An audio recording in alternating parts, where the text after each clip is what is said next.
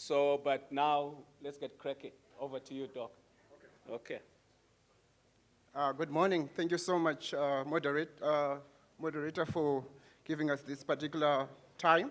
My name is Admire Mare. I'm a full professor and also head of department for communication and media studies at the University of Johannesburg.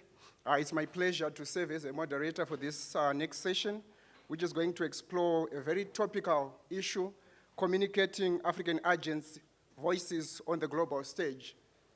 So I want to thank you so much for making time for this particular topic, which implores us to look at a number of issues. And I think I just want to flag some of the issues that I think my esteemed panelists are going to be able to deal with.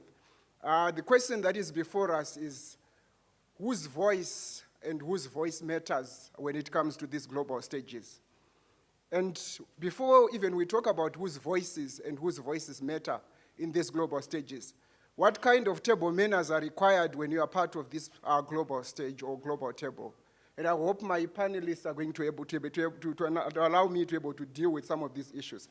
But also the other issue that I probably hope my panelists are going to be able to deal with is how do we communicate our agents in a context where big tech are determining whose voice matters, where algorithms shapes what is seen, what is visible, and what is unseen, what is invisible, and how do we position ourselves as Africans within that particular digital public sphere that is actually increasingly being dominated by a few global companies that are predominantly based in Silicon Valley. And I hope, again, my esteemed colleagues will be able to deal with some of these issues. So it is within this shifting but also changing political economy where we are going to see how Africa can position itself not just as a voice of note, but also as a major player in terms of shaping the direction of the multilateral world order that needs to emerge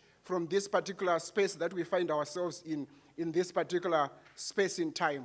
So without wasting much of your time, I have got an eminent set of panelists that are before us that are going to unpack some of the issues.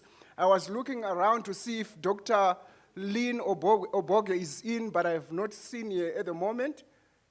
I just need to clarify something, which I forgot.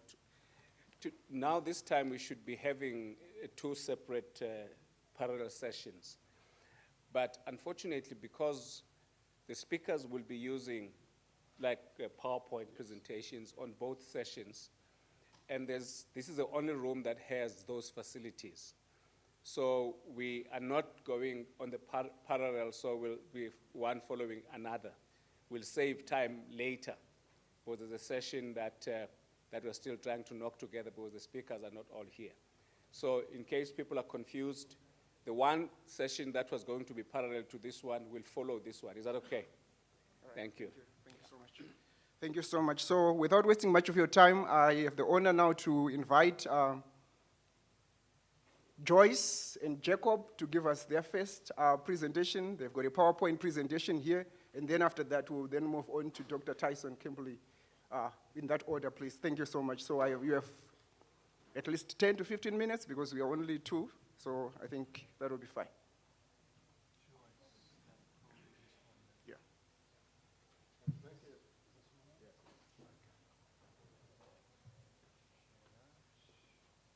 Thank you, Professor, for the introductions. We are here to probably take things a little bit, not as serious as they seem to be. We are going to entertain you. And before we begin with the formal presentation, we have a very short, few seconds slide. Okay. Yeah, that we want to play for you. We're talking about communicating African agency, and some of the things that we thought we need to do is some elements of agency are not communicated in rooms like this. Some forms of agency are communicated through what we call disruptive politics. And therefore, Joyce and I have been studying the Gen Z protests in Kenya, but also trying to see, quote unquote, some of the things that are likely to come out of this, or rather will be mentioned later. which has to do with the contagion effect. We do not make the claim that these things started in Kenya, but perhaps they get amplified, and thereafter there are certain developments across the globe, not just in Africa, that are of relevance to the conversations that we have today, especially when it comes to global governance and institutions. And we make this particular argument, as you see later, because of IMF was implicated in, as the IMF austerity measures or policies was implicated as part of the rot that pushed young Kenyans into the streets. So the image there is, this one on this side is probably AI generated, not even probably, it's AI generated. So it's, we do not claim that it's, it reflects anything. The gentleman on the tree, Zachariah, as would have been known, is a biblical story about the tax collector, Zacchaeus. It was meant to be very short, that we are told, probably, I don't know whether it was my height or shorter than me, but it's a possibility it was my height. But it's how then, when he wants to see Jesus, he's up the tree and he has to come down. But let me start with a short, this thing here. Will it play? Guys, you might have to do something about this. It's supposed to play. Huh?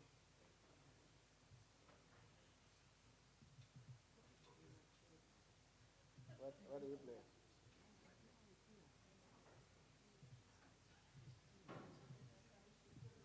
Okay. Okay, yeah, let's try exit and do it. Yeah, play it there.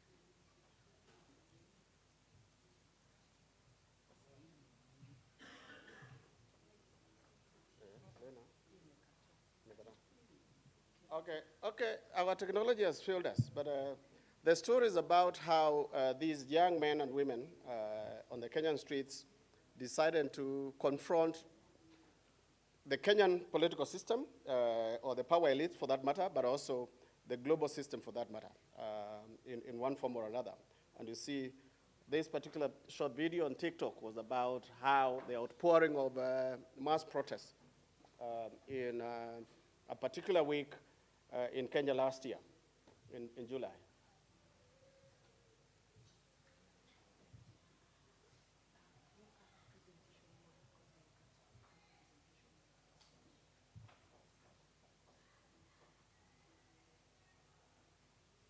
Can you see anything?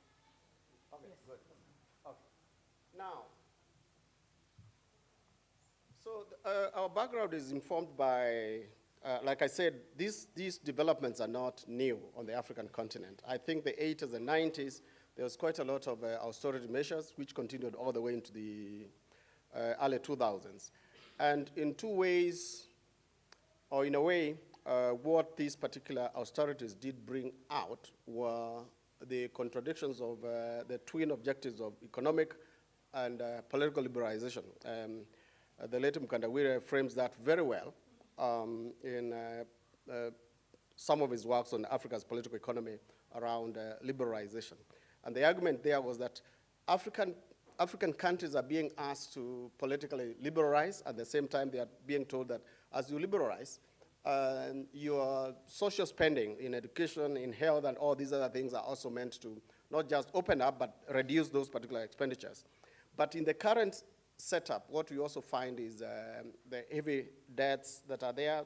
A lot of countries around, especially Kenya, for that matter, has been heavily indebted. This morning I was reading a news item on one of the Kenyan dailies that talk about the current regime has borrowed over $3 trillion in the last almost 3 years.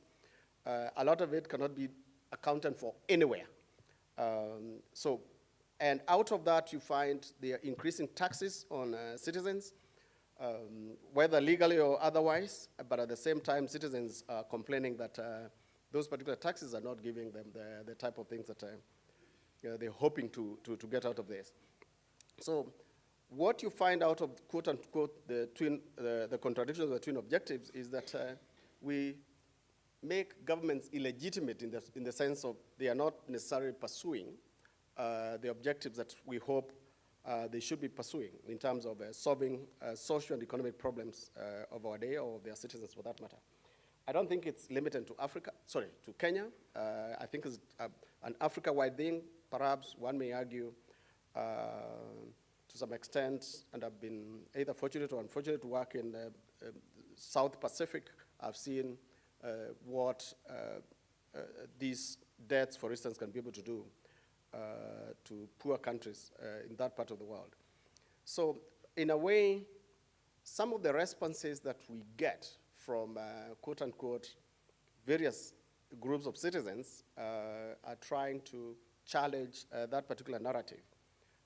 And in a way, when we understand these particular protests as a form of agency, those that are outside of this particular country, probably you will recall seeing a billboard somewhere that says, "Welcome to the country where women are only safe in, was it a morgue or something like that? Yeah, in a coffin, not too long ago, as the G20 leaders and other guests were coming here. So it's, again, in our view, especially for the communications experts like Joyce, that's also a communication of agency. But it's also been brought to fore by all the fourth industrial revolution, especially the digital age, which, in as much as we are trying to catch up, there's quite a lot of, initially, a lot of these particular protests, especially in the Kenyan case, actually started in the digital space before people went to the streets. In around 2010, 2011, when we were writing about the Arab Spring, we thought that Facebook at the time and the capability of mobilizing, the Egyptian revolution, for instance, was dubbed as the Facebook revolution. But I think we've seen more and more, and some of the images that we use in this presentation actually do tell us the AI-generated type of content and the type of mobilizations and all those other repertoires that we've seen in the course of time. So now, I talked about IMF being implicated in some of the, as a part of the root causes of the problems. We need to frame this, or we frame this within some of the things that have been happening probably in the last 10 or so years in Kenya.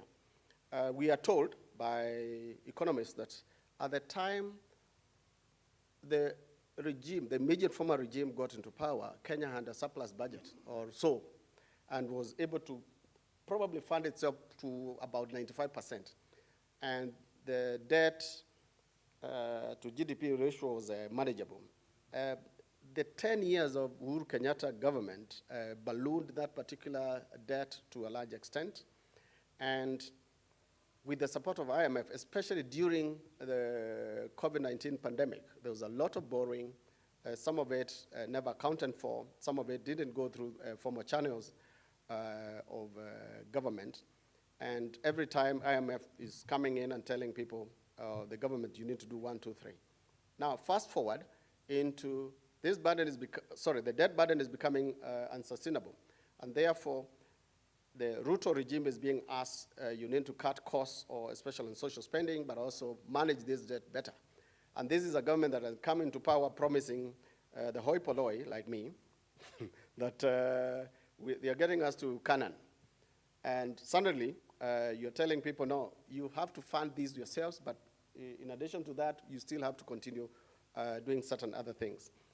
In a way, young people, the youth unemployment in Kenya is very high, just as probably it's the case here in South Africa. But also when you look at demographic trends in the last, since the Kibaki regime, every village has a university of sorts, so many people into universities, so we are producing graduates who can't get jobs. We are producing people out of high school who can't get those traditional jobs that they would be. So we end up in a situation where we have these young people who are experiencing, and I think, in my view, also responding to these particular austerities, from unemployment, high cost of living, high taxation, and things like that. So what the paper tries to do then is to ask, how do these young people experience, but also respond to this? It's work in progress. We have a lot of data that we're still analyzing, for that matter. But the specific context of this particular framing is the 2024 finance bill in Kenya, where it had a series or a raft of measures about taxation. A lot of it, we are told, was pushed by IMF pressure to increase the tax base so that they can be able to meet some of the expenditures that they wanted, but also service those particular debts. And out of this, then you find that young people start doing digital or online type of protest, those type of posters that you see on the screen. And they are telling Kenyans that they have been given a free day, public holiday, to come and join them on the streets so that they can be able to protest. The reality of this was before the Gen Z protest, the only other agency or person who was able to give Kenyans, quote unquote, a public holiday was the late Prime Minister. Whenever he called a protest, everyone didn't go to work and rather would have joined them for this particular case. But also, these things are happening in a context where there's stark differences visible to the naked eye, where majority of Kenyans are begging, and they're begging an elite that is living in opulence. There were talks about the color of the soles of their shoes. I'm told they're very expensive. I don't know how much they cost, but it's how indebted, how impoverished some of these people are. And therefore, these are reactions to the excesses that you find on the one hand vis-a-vis the general conditions of the masses, so to speak. And then IMF is pushing. So you find the images that we use here are trying to portray these. And we analyze key events, we analyze some of the key slogans, but also the type of symbols.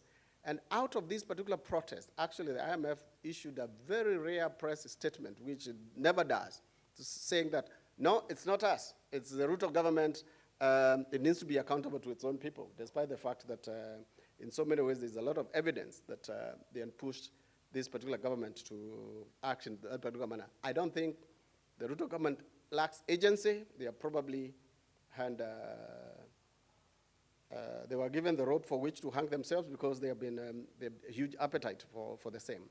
So and the key argument, and I think Joyce is going to be making this particular argument in a short while, is how then young people are able to frame this particular contest as we are the majority. And traditional protests in Kenya have either been segmented in terms of class or in terms of ethnicity and all these other elements. But this time around, it's classless, tribalist, and all these other things. I think, Joy, you can take over from there and go to the next elements. Isn't it? You want me to continue? No. You could, because they seem to like you. Yeah, hi, my name is Joyce, and I'm from Media Studies. I'm not sure he introduced himself. He's Jacob from CAPSI at Wits. So, like we say, this is work in progress. Jacob he's an activist, so he's always been talking about activist stuff. And I usually say I'm a social media activist, so they call us keyboard warriors, but I'm doing activism anyway. So, I had started to analyze some media content, and when I spoke to Jacob about it, he told me what he's doing, so we thought it would be a very good fit for us to sort of work together on this. So we'll welcome a lot of comments and suggestions for our paper as we are still doing this. So I just wanted to talk about sort of the methods and then what we have found so far as we are still waiting to finish analyzing the data. So actually, the thing is, we are doing a qualitative case study design. First of all, we monitored we did media monitoring during the protests. Of course, while we were doing that, we didn't actually think that we would work on this, but then since we did a lot of monitoring, then this makes sense because now we were in with the protesters, if we can call them that. And we decided to work on articles between 19th of June to 31st of July. So why we did that is because of a few reasons. For example, like the contextual relevance, which Jacob has spoken about. this was the period that marked the peak of youth protests in Kenya, and not just in Kenya, across Africa. There are some people who said that Kenya started and infected other countries. That is debatable. But then there has been a lot of unrest with the youth in Africa. So there is that happened between that period. And then there is the intensity of the media attention and narrative formation around these protests.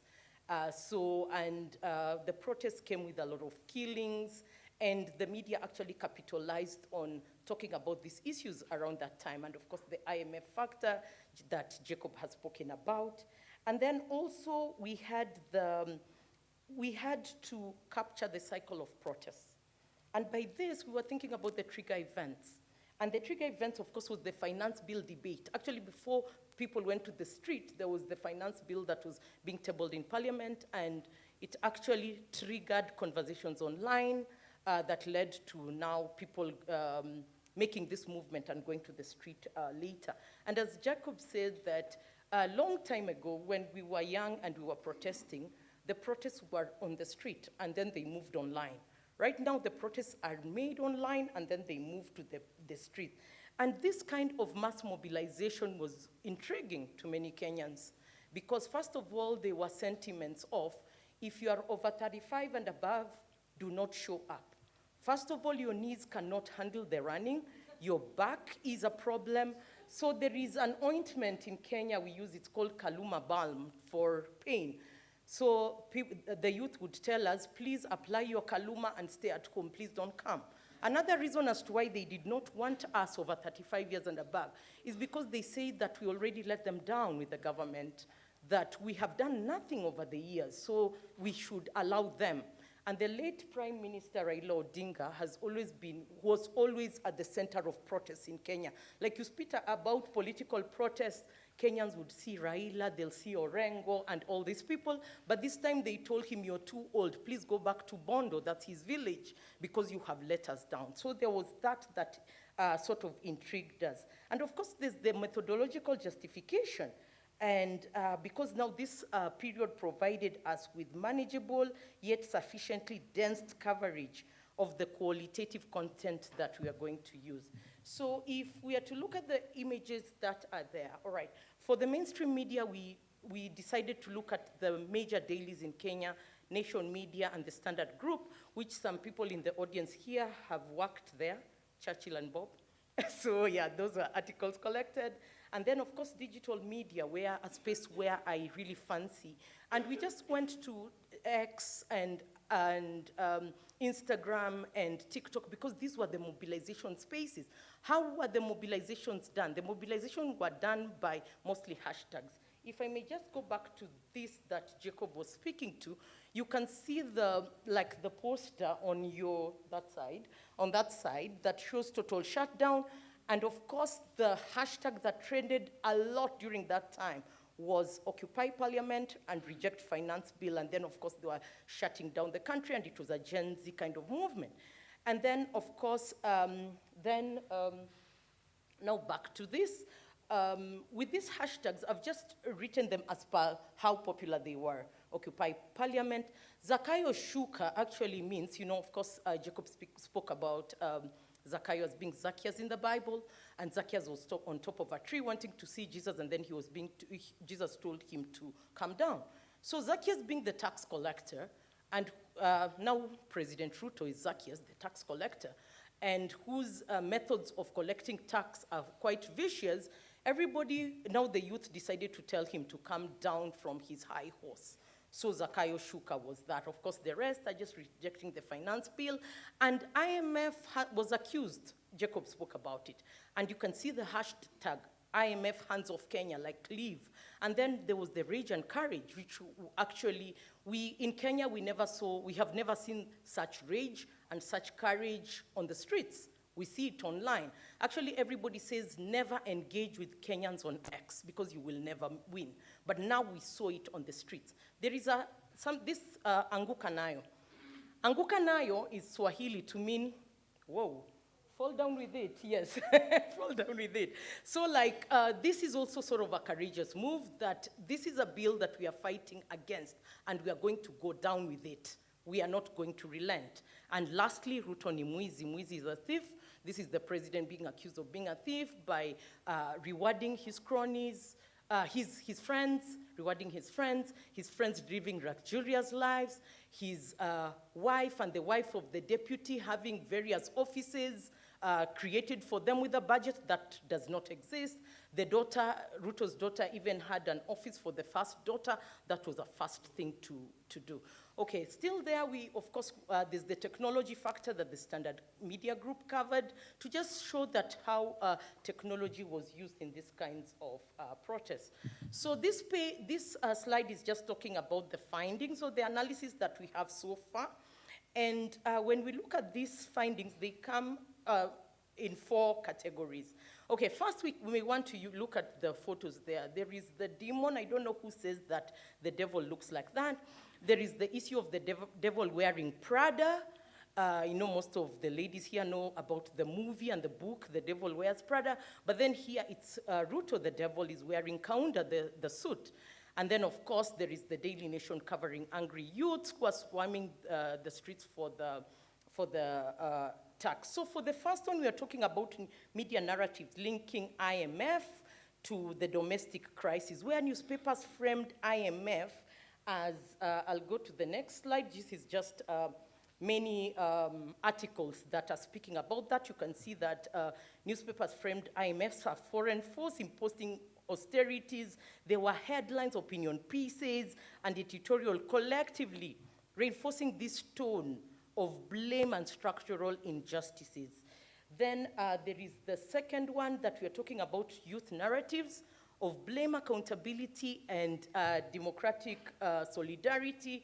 And again, we go to the next one that speaks about online youth discourses, casting the IMF as complicit in harmful decisions and sort of lack of transparency and accountability. So actually the youth were demanding for accountability and transparency. And of course, there's the Pan-African solidarity that came out shouting during that time. And then the third one is the gendered form of resistance. When we look at that slide, we can see the lady in a cap and holding the Kenyan flag. This lady is actually Muslim, she's covered. The thing is, this lady fascinated many. Her name is Shakira. Fascinated many because it is not, let me say, normal to find a Muslim lady on the streets of Nairobi during a protest. So because, and again, she was wearing her hijab, to us who are not Muslim, a hijab is a purity kind of, So we are like, okay, she's going against the norm, which is good.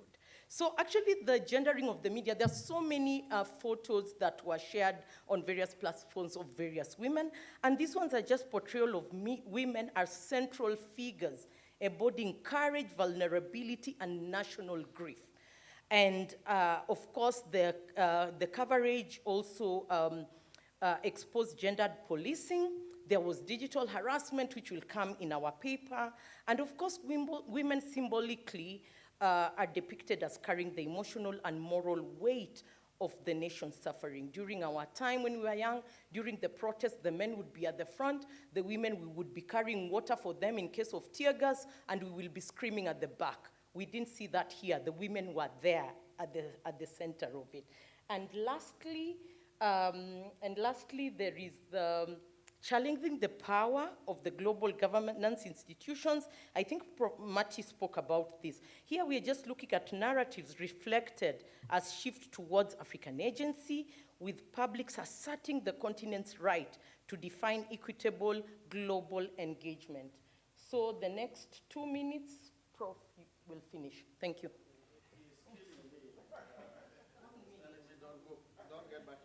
But anyway, this is really to conclude, and I don't think we need to belabor these particular elements.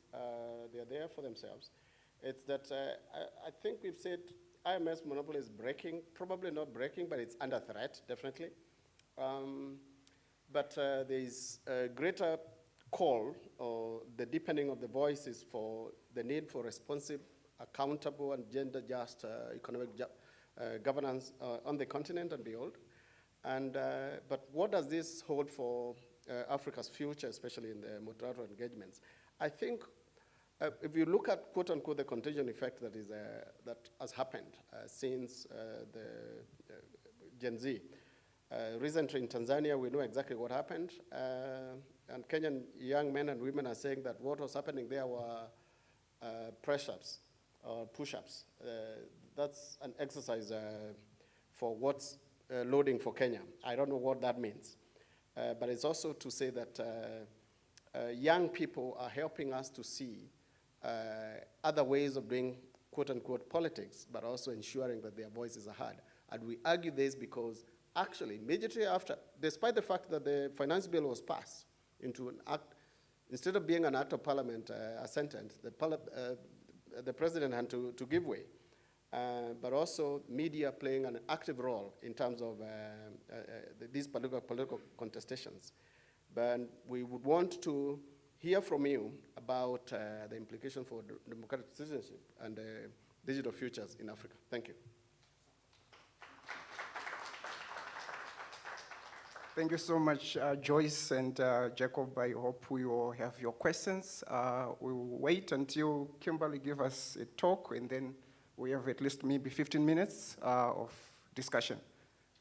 Over to you, Kimberly, you can come through.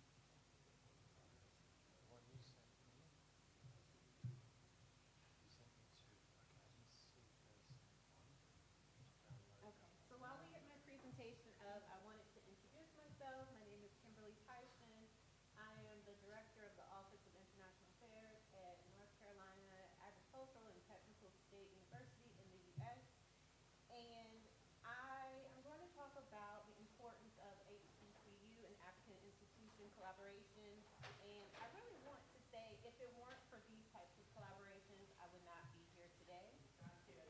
Can't hear me? Okay. If it weren't for those types of collaborations, I wouldn't be here today. So our institution took an approach where we wanted to be very strategic about how we collaborated and engaged with institutions and organizations on the continent of Africa. So 2 years ago, we started exploratory visits. It was trying to see where there was synergy with different institutions. Our expertise are in engineering, agriculture, and so it was a matter of us reaching out to institutions. University of Wits was one of many that we reached out to. This year, we finalized our MOU, and the rest is history. It's okay.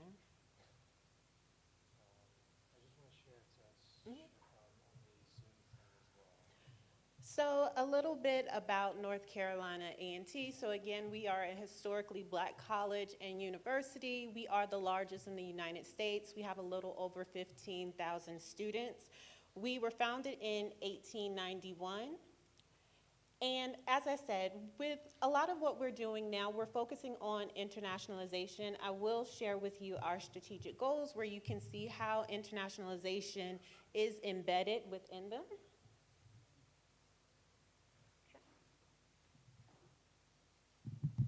Bear with me for 1 second.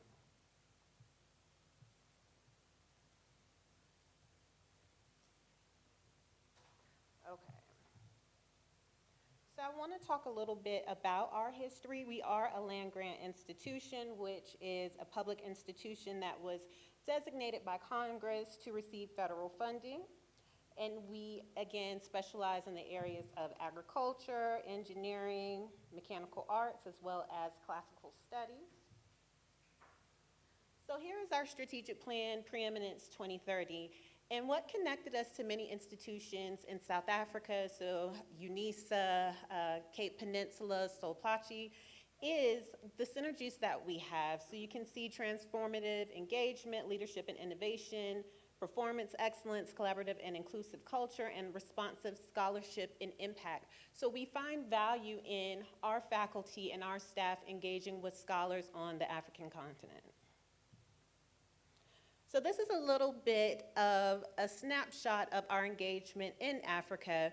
We have partnerships in a little over 7 countries, Senegal, of course, South Africa, Kenya, Uganda, Tanzania, and Ethiopia.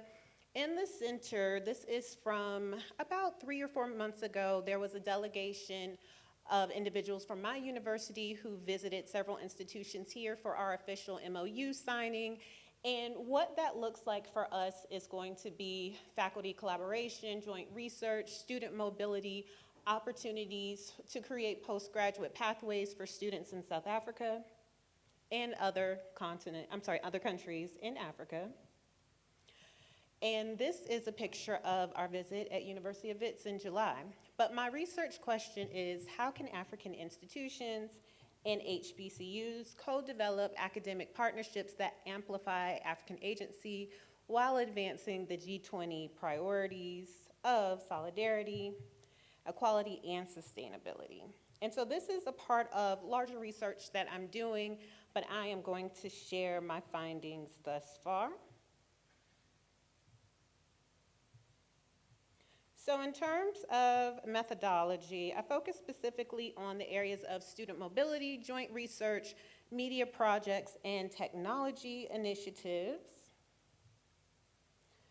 So in terms of student mobility and how African institutions and HBCUs can advance these priorities, when you look at solidarity, mobility brings students together within the diaspora.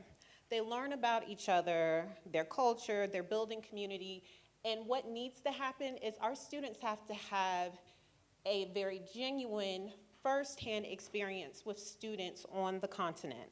And so I do want to emphasize, when I talk about mobility, of course it is in-person mobility where students from the US are coming here, students from here are coming to the US, but there's been an emphasis that I'll talk a little bit more about when I talk about technology on COIL, so opportunities to connect our students in the US with students abroad.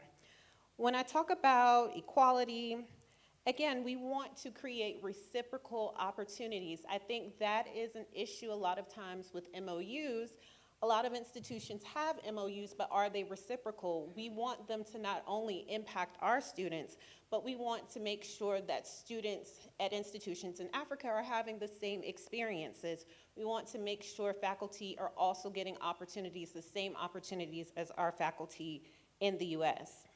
And for sustainability, it creates long-term relationships. We think about the impact of students participating in mobility programs. A lot of times it yields employment opportunities, opportunities for trainings, research and development. And then again, with the impact, students are returning with leadership skills, confidence, a deeper sense of responsibility. And again, it's going to be that continuous collaboration and building relationships. In terms of research, so joint research between African institutions and HBCUs is essential. And again, it has to be reciprocal. We want our US faculty to visit for teaching and research, but we also want the same from African institutions. There's programs like Fulbright for visiting scholars to come to the US. Of course, our faculty are participating in those opportunities, but we think about the outcomes, the research, the collaboration that is going to be yielded from these types of opportunities. There's opportunities to collaborate on grant writing. You know, it's never endless opportunities, but the important point is it has to be reciprocal for both sides to participate. And again, the impact of collaborative research, it speaks for itself. It benefits both sides. In terms of media, I think this one spoke out the most to me. I think it's very important for both HBCUs and African institutions to use media platforms to tell their authentic story. Because a lot of times what we know about each other is what we're seeing in the media, which a lot of times it misrepresents what and who we really are. So I think it's very important for institutions to tell their story. What is your history? Why should students come here? What is the point of collaborating? And this is how all of the relationships that we formed with institutions in South Africa were born. We didn't just step foot on the ground and reach out to these institutions. It's because we were able to see their stories. It's because we were able to connect with them, sight unseen. So we got on the path of wanting to build relationships based on the stories that were being told. And again, it creates a more authentic feel of what is this institution like? What can we expect? What are the outcomes and goals of a potential collaboration? And then technology initiatives. So we understand that travel, especially in this new climate with American politics, it may not feel safe, it may not be affordable. It's not affordable for some of our students and faculty. So what are ways that we can bridge those gaps and still connect with each other?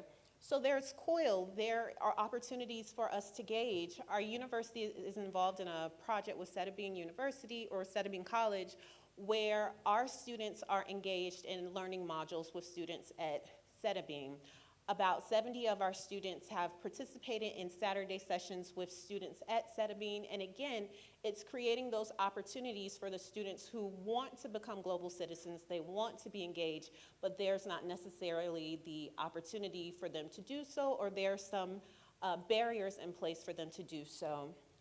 On the strength of utilizing technology, our university has developed what we call the Global Engagement Certificate, and with this certificate, it allows students to develop core competencies related to global engagement. And it's not just our students in the US. This is a program that we want to expand to students really all over the world at our partner institutions. So again, it gives students the opportunities to learn the core competencies for them to engage with faculty members in the US. And again, we invite faculty members and administrators from other countries to participate. Our goal in doing this is we wanted to eliminate some of the barriers that prevent our HBCU students with engaging with students in Africa. Part of what we do also, we are a member of a consortium of HBCUs. What we don't hear a lot about are HBCUs partnering with African institutions, and from what we gather, the general consensus could be because we're not interested. That is absolutely not the case. Our consortium members, they would love to have partnerships and engagement with African institutions. It's just that they don't have the resources. So my point in coming here is really to convey that HBCUs in the United States are very eager to work with African institutions, nonprofits, private organizations, but we just have to figure out a way to connect. So I do welcome any institution, any nonprofit or organization who is interested in connecting, whether it's student mobility, research, faculty mobility. I do encourage you to speak to me before the conference is over so that we can figure out ways to engage with each other. But again, I want to really emphasize that HBCUs, there is a deep connection, obviously, with Africa, and we want to bridge those gaps and figure out ways for us to partner. Thank you.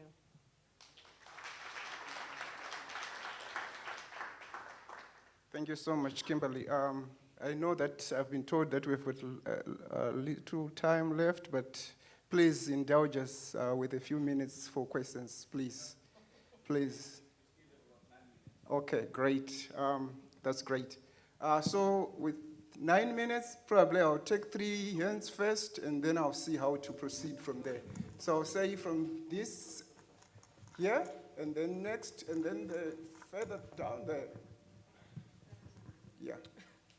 Yeah, thank you very much. I very much appreciate these presentations. I think that one of the things that really stood out was the role of, I think, the Muslim woman in the street protesting, because I tend to see a little bit of parallels between that image and perhaps the image in Saudi Arabia of women calling for driving or trying to promote driving.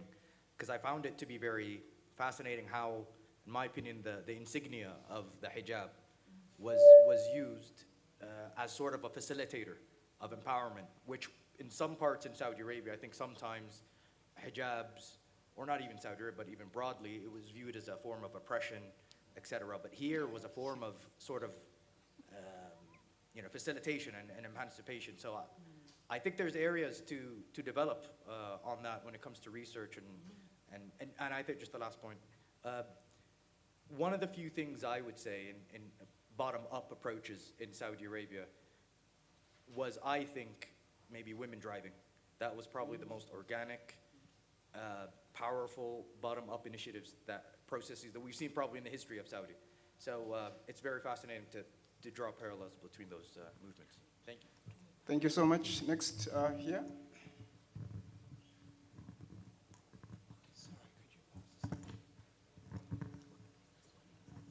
Thank you very much. First of all, thank you so much to our panelists for these presentations. My question goes to Dr. Joyce and Professor Jacob for the presentation that they did on their current study. And I ask because it falls within my research interests in terms of discourse analysis and media and text analysis. So I wanted to ask, what are your instruments of analysis for this particular study? Are you using semiotics to study the symbols? Are you using thematic analysis to look at patterns that emerge over a number of texts and analyze from that point of view? Or are you looking more from a critical discourse analysis in terms of how words produce hegemonic representations and power? I'm interested in that because I think it will ultimately determine the type of findings that you come up with. Thank you. Thank you so much. And then finally, at the top there's one more hand up there, please. Yes, that.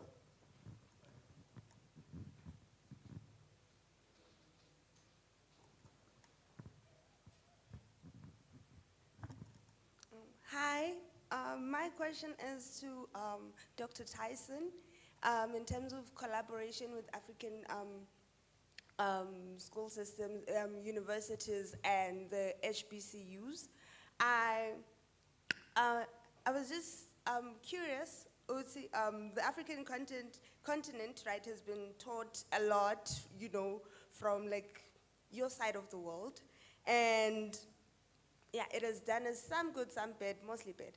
But anyways, I was wondering, how do you imagine us being able to dismantle the existing bias on your side of the world in terms of the validity of African knowledge and societal structures, considering the already existing problems that we see in social media and in how Americans see Africans and how Africans see Americans in terms of knowledge, art, social organization, and I'm thinking of those things in terms of already known, like famous people like the new Tyler, we've got Trevor Noah, Nomza Mombata, and all of those people who have moved from Africa to, your side of the world, and then, yeah. So, yeah, I lost my track. All right, thank you so much. I'm going to go to our panelists to respond. If we still have time, I'll be able to come back. Please just bear with me. Maybe I have to just also take advantage of my being the chair of this session to also ask my colleagues here 2 questions. One question to all of you: how can Africa regain or reassert its narrative sovereignty? Because our stories for a long time have been told by other people. How do we regain that given the current global context? And then to Joyce and Jacob, I was talking to Churchus earlier in the morning, and he was telling me that this Gen Z protest or this Gen Z demonstration effect that we are seeing mostly in East Africa, we have entered into Tanzania as quarterfinals. And now we are going to move to Uganda, and we are going to see semi-finals. And 2027 is going to be the final in Kenya. Can you just reflect on that for me, please? Thank you. Thank you. I love that. Actually, that's true. Okay, thanks a lot for your contributions, and we'll be here later to just talk to you about it. I got fascinated, the first comment, when you spoke about the hijab and oppression. The lady next to you was like, no. I think I'm gonna, on this side, So I'm gonna speak to her about it later, about hijab and oppression. Okay, so to answer you, because yours was a question, we just didn't mention that we are looking at thematic content analysis, where we are getting codes from the themes that emerged during the protests, the occupies and reject and parliament, whatever, all those. So, and then of course, we are also going to do critical discourse analysis, because there's a lot that came out from the content that was out there, either mainstream media or social media. In fact, to give an example, when we are talking about the gender factor, there was a lot of abuse, a lot of humiliation of women on the streets, and only CDA can unearth that. So we are going to use those two. Thank you.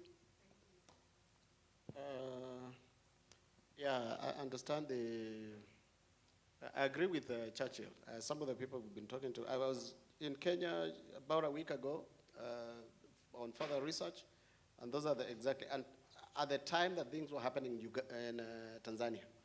But it's how, and the contagion effects that we're talking about is how even Eastern African activists, for that matter, are actually going into each other. Some have been arrested, humiliated, some even killed, especially recently. So there's that particular contagion effect. I believe in that particular framing that we are likely to see more of this. I don't think the pouring of blood in any of the countries, people are retreating. It's like, bring it on. Regaining our sovereignty, the Benedict School has argued for the longest time that autarky is probably the way to go about it. IR people in this room, and there are very many, that's not my territory, will argue that we cannot afford to isolate ourselves. So we need to continue that particular engagement. But I think it's an engagement with quote-unquote agency, which is the subject of the 3 days that we've been here. That particular agency must not always be quote-unquote, in my view, and this is what I study, conventional.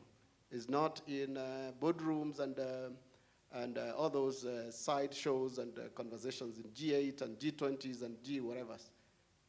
Even those particular billboards are welcoming us to a country where women are only safe in coffins is a form of agency and one that needs reflection. Thank you.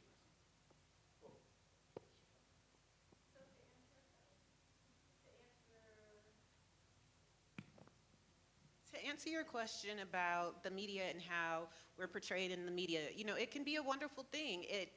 Sites like TikTok, Instagram, it allows us to connect with each other, but it also depicts us in some ways in negative manners. It perpetuates the stereotype of African Americans and Africans. So as leaders at HBCUs, we've had to challenge a lot of these narratives. It's a thing called diaspora wars. We don't engage in those things. We want to create our own narratives. This is why we work so hard to create partnerships with institutions in Africa, because we want our students to experience Africa themselves. They create the narrative. They don't allow society to create the narrative. And then we want students from Africa to come to the US. We want them to engage with us so that they can debunk some of the myths that are out there about African Americans. We really want to tear down a lot of the walls that were created dividing us. And I don't think that people on both sides truly understand that. In terms of African institutions, what they can do, again, we want to work with leaders and administrators to give them a platform to share their stories. Again, there could be a collaboration with non-HBCUs, which is completely fine, but you think about a lot of these institutions, not just HBCUs, minority-serving institutions, other institutions that serve underprivileged populations. There's so much talent, there's so much expertise at these institutions. We just want to create opportunities for us to engage with each other. Awesome, thank you so much. With that, I think allow me to thank my esteemed panelists for a job well done. From my end, what I just see is that all of us, we need each other. Africans on the continent are setting their own agents, either through protests or through formal politics or formal multilateral institutions, and those that are in the diaspora. So thank you so much, and we wish you all the best.